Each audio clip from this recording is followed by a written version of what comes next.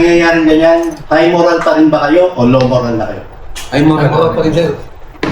Saan kayo umuhugot ng pagiging high moral? Sa Diyos at sa bayan po sir.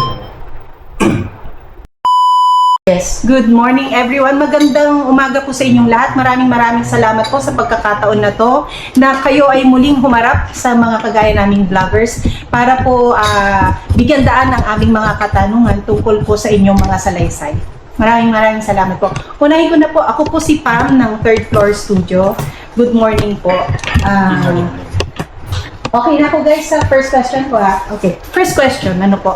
Na-establish na po natin na milyon, bilyon o anumang mas malaki pang halagang pera ang na-deliver natin sa mga personalities. Ang tanong po kasi din ng marami is, saan po galing ang cold cash? Ito po ba ay wini-withdraw natin sa bangko and paano po natin ito na-withdraw? Saan po galing ang cold cash? Yung cash is galing po sa mga iba-ibang contractor, din may galing po sa bangko. Sir, pangalan po. So, Bernard Tube. Sa bangko po mismo? Yes. Land bank po ba ito or kahit Any mga bank. private? Any Any bank po. So, nai-encash po ito because may transaction po si Boss Zaldico ninyo sa bangkong yon. Yes po. And sila po ang AA po yung naatasan ni Kong Saldi po doon sa pag-ibigay. And when we say EA, sino po ito? Executive Assistant si Paul and Mark. Paul Estrada and Mark Tiksay pa rin po. Okay. Meron po ba kayong meron po kayong knowledge kung nasaan sila ngayon? Wala. Paul and Mark. Wala. Okay. Lumabas po kayo kay Ma'am Jessica Soho at napanood po namin yon. Concern lang din po kami dahil sa hinaharap ninyong risk ngayon, kayo po ba ay kahit papano nabayaran na sa serbisyo na humiling po si Attorney Levy for you guys na sana po mabayaran din kayo. Meron na po bang attempt na nag-reach out sa inyo ang side ni Zaldico para sabihin or i-compensate kayo sa mga utang niya sa serbisyo ninyo? Rosbert Opan, ma'am. Wala pa po ma'am sa ngayon, pero hindi pa po kami nabayaran doon sa kuwan. May partial lang po silang binigay nung kuwan kami, natanggal na kami doon sa kanila. Na-terminate kami, pero yung pag-terminate po nila sa amin, hindi po proper po yung pagtanggal nila sa amin doon. Pero ganun pa man ma'am, baka hindi rin po alam ni boss yan ma'am nangyayari dito ma'am kasi mga team leader lang din po namin yung nagkukuhan sa amin ma'am eh. So kami ma'am, Ang team leader po ang nagmamanage sa yes inyo. ma'am, meron po kasi kami yung security officer ma'am na mataas din ng rango, galing din po sa kuhan, sa armed forces po, retired. Marlon? ako po si Marlon, kasama ni Pam sa Third Floor Studio. Una, doon lang ako sa bangko, sa pera. Galing mismo sa bangko, sa kanya uli i-deliver. O kukunin nyo muna sa bangko, dadalhin nyo sa bahay ni Congressman Zaldico. Yes po. Alin po ron? Dadalhin po ako kunin sa bangko, din dadalhin sa may Horizon, tsaka ilalagay po sa isang lagay, talagang paleta. Okay. Anong particular na bangko po at saka branch po? Land Bank. Dito sa may part. Land Bank. Iniland Bank. Anong branch po? BPI. Maraming branch lang po po. Okay. Pagdating nyo ron, sir, may manager na nag-assist sa inyo? O kilala na ba kayo ng manager? Or kilala nyo yung manager na nag-assist sa Pagdating inyo? namin, kasi kausap na yung executive ni boss, pipick up na lang kami. Sa may kwan, yung branch ng land bank. Pangalan, sir? Romel Galapon po. Ako. Sa may malapit sa estansya yung land bank doon. Sa may malapit sa dikit. So kasama sa nag-withdraw yung EA? Yung bangko. Sila kasi yung nagka-transact sir eh, ng kuhan, mga withdrawal, mga kuhan. Yung mga EA, kami kasi ang papel lang namin sa security, then buhat, kung saan dadalhin. So bago pumunta ng bangko, may dala kayong bakanteng maleta? Wala po pa. Si bangko na ang nakalagay sa maleta. Tapos, paano nyo nalalaman yung amount ng maleta? Hindi po naalala. Kasi later on po, i-recount nyo yun, titimbangin, po, Opo, kasi per kilo na po ang bilangan, po. Sila po ang nagkukuha ng nagbibilan na, yung EA na. Okay. Then pero may mga times din po ma'am na isa sa amin o dalawa, marami sa amin na nakakatulong din sa pagbibilang. Pero doon po yun sa Valle Verde. Kasi may mga personalities po na pumupunta doon, ma'am, naghahatid ng pera. Doon po nila binibilang, nila po. Kami, sa labas lang kasi kami, ma'am, yung iba. Then, ilalabas na lang nila, nakamaleta na po. Tapos dadalhin namin sa Horizon. Bahay nino yung nasa Baliber. Bahay po ni Boss. Congressman Saldi. Okay. Sa pagdating nyo, nung paglapag nyo, meron bang isang particular na kwarto doon nilalagay yung mga bulto-bultong pera? Sa taas. Meron po sa taas. Sa taas po. So, inaakit nyo pa sa taas, sa second floor. Ano yung itsura? Kwarto? Ano yung itsura ng kwarto nyo? Yung kwarto ba yun exclusive lang na imbakan ng pera? Yes. Gaano karami yung pera na sa loob ng kwarto? Puno. Estimate ng bilang ng Estimated maleta. namin nasa 20 to 30. Ano, tas kasi may pinapasok, may nilabas.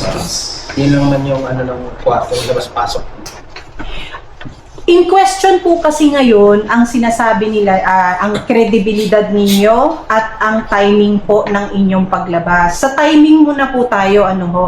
Ito po ba kayo po ba ay palabas or ano bang tawag sa ganun? Mga bata daw po ba kayo ng mga Duterte? Kaya ho kayo lumabas?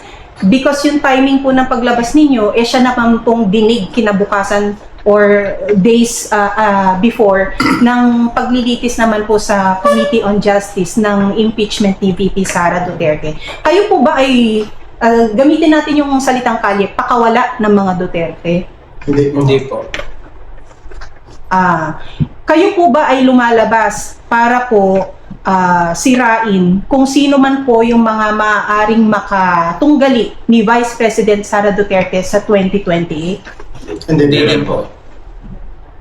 Kayo po ba ay bata po ni Kong Mike Defensor? Hindi po. Kayo po ba ay minamanage ni Attorney Levy Baligod? Yes po. When you say minamanage, meron po ba kayong meron pong influence ba si Attorney Levy Baligod pagdating sa kung ano ho ang inyong isasagot? Wala po.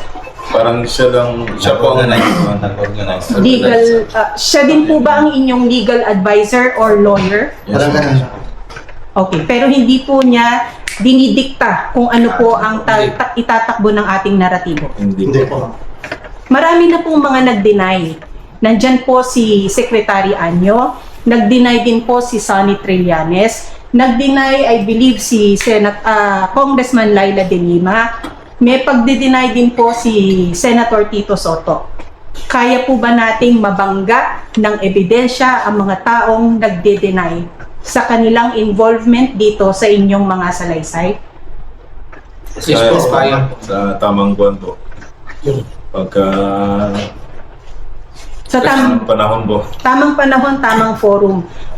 Sinabi po ni Attorney Levy Baligod na meron tayong pinanghahawakang manipis na pag-asa sa inyong pagsusumite ng salaysay, kopya ng inyong salaysay sa Ombudsman. Ano ho? Una nang sinabi ni Secretary Boying Remulla or Ombudsman Boying Remulla na ang inyong salaysay, ang inyong istorya ay canard. Ang ibig sabihin, baseless, unfounded, and it never happened. Ano po ang inyong masasabi doon? Sino po ang nagsabi? Si Ombudsman Boying Remulla. Sinabi niya nga po doon na namin niya nga po na nagkaroon ng meeting sa bahay nila. ICC. Paano po Paano hindi nangyari? Paano Totoo hindi rin. nangyari po? Nangyari talaga yun. Pwede rin namin ituro yung mga pinag-deliveran namin, yung mga lugar. Mga Samahan bahay. namin sila.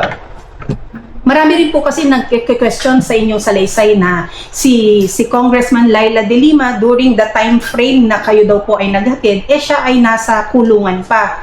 So nagkaroon daw ho ng disconnect doon at sinasabi ninyong isa daw, may nasabing mali yata si Attorney Levy Baligod na pagkakamali ang pagkakalagay ng pangalan ni Congresswoman Laila De Lima sa inyong salaysay. Nakita niyo po ba, nakatransaksyon niyo po ba si Congresswoman, now Congresswoman Laila De Lima? Nakatanggap po ba siya ng paper bag, envelope, or maleta? Yes po, nakita po namin siya sa Tanakos. Paano namin hindi na namin sasabihin yun kung hindi siya namin nakita sa house. Tamas po. When we say townhouse, ito po yung sa McKinley? Sa Sa Yes. Forbes, ano po? Ang kuwan kasi dyan, ma'am, Ano pong taon ito? 2025.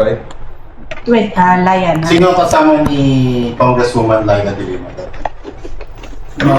Security, I think security mo. Alin po sa meeting? Sa meeting doon sa townhouse.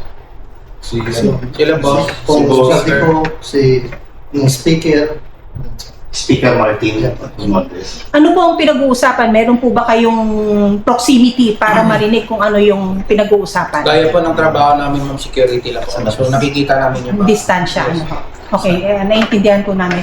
Tumanggap po ba si now Congresswoman Laila de Lima ng paper bag, envelope po, or maleta? Paper bag. Paper bag. Kasi yung paper bag na yan, ma'am, galing Horizon yan, ma'am eh. Alam namin, ma'am, kasi kami ang nagbababa sa taas, papunta sa sakyan, then dinadala sa townhouse, ma'am. Kasama Kasi din yung sa- nakikita namin, ma'am. Nabitbit nila palabas. Kung ano yung inyong dineliver ay siya rin na-deliver at nakikita nyo bit-bit nila palabas. Yes, yes. Tama po. Ilan ang laman nung, sa tansya nyo, ilan ang laman ng paper bag? Magkano? 5 to 10 yata sabi. Ilang beses nyo siya nakita may dalang paper bag? O ilang beses nyo siya tingin nyo naabutan ng paper bag? 3 to 5. 3 to 5. 3 to 5 times. Hahabulin daw po kayo ng kaso ng isang dating Senator Sonny Trillanes, si ST, na code name niya sa inyong salaysay, ano po, or sa inyong mga pagkikwentuhan. Mababangga po ba natin ng ebidensya ang pagtangging ito ni Sonny Trillanes? Yes po, ma'am.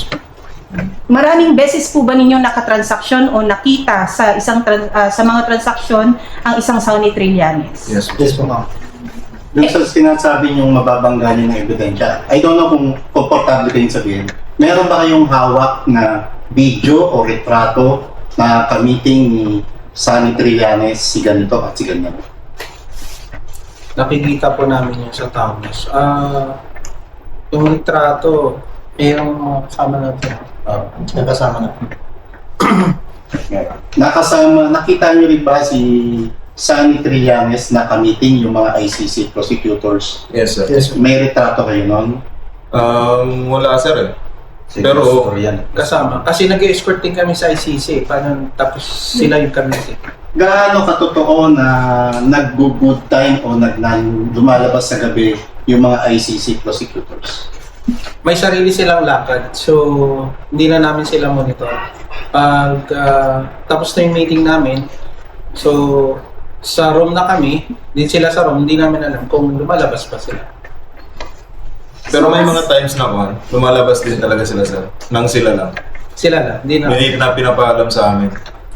Pero pagka may mga witnesses po na meeting sila, may mga in-interview sila, kasama kami doon. Yes sir, aside po sa mga photos at videos, meron pa po ba kayong mga iba pang bagay na magpro-prove po na ang inyong mga salaysay ay credible po? Meron po. Ilang maleta ang naibigay nyo sa mga ICC prosecutors? Hindi kami nagbigay ng maleta. Pero ang nakakalam ng transaction is executive. Yung mga EE po. Pero nasisiguro nyo na tumanggap ng dollars o pera yung ICC prosecutors? Executive na rin po mga nakakalam. Kasi security lang po talaga yung Kasi ang kuwan lang namin dyan, sir, sa ICC, sinasagot po nila yung condominium nila, yung sasakyan, at saka yung mga pagkain po. Kasi si boss po yung nagbabayad eh, through kay Mark. Yung po sinasabi ninyong $2 million US dollars, ito po ba yung pinapalit ninyo sa Glorieta? Hindi. Sa Makati. Basta sa Makati. Basta sa Makati. Saan po sa Makati? Yung sa Makati po, hindi po siya yung regular na exchange rate na Kasi may contact po kasi sila, sila Mark tsaka si Paul, ma'am eh. Ang ginawa na lang namin dun, ma'am, in-escortan sila, tapos inakyat yung pera, then pinalit sa dollar, binaba po, then residential po ba to? Yung pinuntahan ninyo? Residential siya. So, personal, Office. para sa Sa office. may residential din, may office. so private individual po yung nagpalit ng halaga? Hindi siguro kasi, siyempre, kaya nilang makalit yung 2 maleta ng dollar. Yung pong pag-deny po ni Senator Tito Soto na wala daw pong dineliver sa kanya na 5 maleta po ba? O 7 yung sa kanya. Wala daw pong dineliver. Paano po natin makakounter yung ano yun? And he jokingly said na baka hanapin sa akin ng asawa ko yan.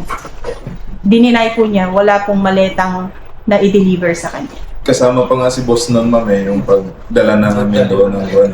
Tsaka buong team ng Team ni boss. si Sige. boss na nakita, pumunta kami doon sa Nakita niyo po mismo si Senate President Tito Soto na nag-receive or nandun sa area na yon? nandun sa area. Nandun sa area. But hindi siya mismo ang nag-receive. Ma'am, may mga tao sa doon, ma'am. Siyempre, Pero nandun po siya. yung iniwan na namin doon, ma'am. Sa building niya po ito sa Baclaran. Baklaran to. Sa Baclaran. Meron pong question doon na bakit po ang address ng isang Senator Erwin Tulfo napaka-generic na Green Hills San Juan. Tama po, hindi po specific.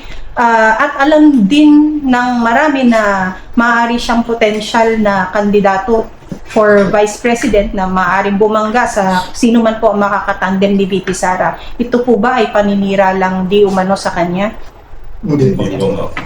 Nakita niyo po siyang na-deliveran ng ano po ba ito? Envelope, maleta, paper bag.